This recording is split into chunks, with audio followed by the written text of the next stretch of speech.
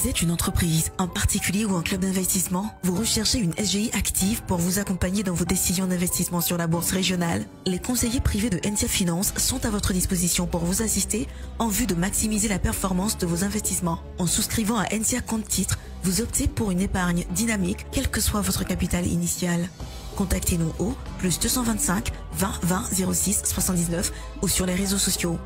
NTIA Finance, engagé pour rentabiliser vos investissements.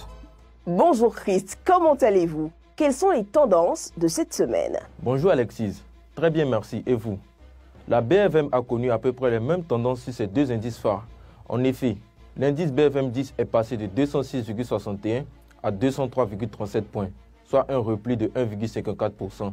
Et l'indice BFM Composite a progressé de 0,17% à 224 points contre 223,67 points la semaine dernière. Comme événement important à noter cette semaine, nous avons d'abord la première cotation d'Ecobank Côte d'Ivoire, suivie de la publication de son résultat au troisième trimestre de 2017. Ensuite, la publication des résultats au troisième trimestre 2017 de NTIA Bank Côte d'Ivoire.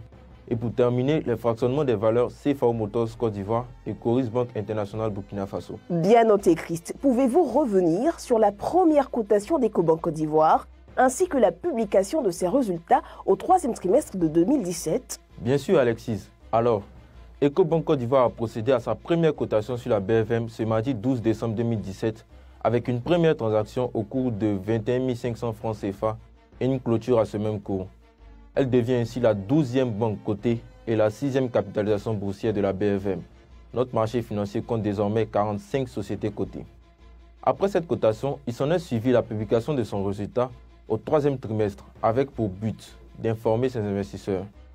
Il ressort de cette publication de bonnes performances avec une croissance du résultat net de 14% malgré un secteur hautement concurrentiel qu'est le secteur bancaire. Merci pour ces informations Christ. Qu'en est-il des résultats de NTIA Bank Côte d'Ivoire? Concernant NTIA Bank Côte d'Ivoire, elle reste toujours sur une bonne progression en confortant sa position sur le marché bancaire ivoirien. Le produit net bancaire est en hausse de 15% et son résultat net avec 14 652 millions de francs CFA progresse de 19% par rapport à la même période en 2016. La tendance observée devrait se confirmer ou même s'améliorer sur le dernier trimestre. Merci Chris pour ces éclaircissements. Nous avons constaté un grand nombre de publications de résultats au troisième trimestre des entreprises cotées sur les dernières semaines écoulées.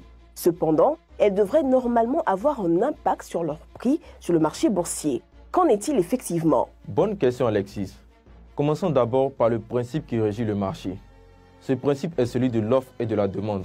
En d'autres termes, le prix d'un bien est impacté par l'importance relative de l'offre par rapport à la demande. Par exemple, un stylo est vendu initialement par une seule et unique personne à 100 francs en ayant 4 acheteurs potentiels.